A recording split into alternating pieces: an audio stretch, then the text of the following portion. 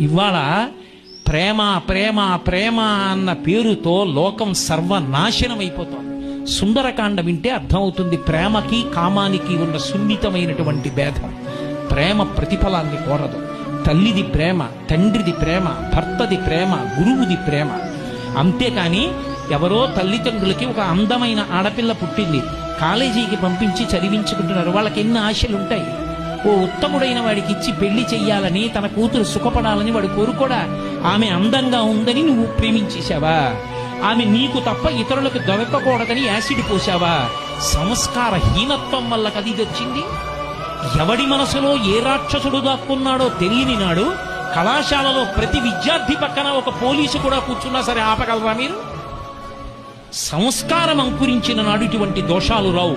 రామాయణం పాఠ్యాంశాల్లోంచి ఎప్పుడు తీసివేయబడిందో, రామాయణ ప్రబోధం ఎప్పుడు పోయిందో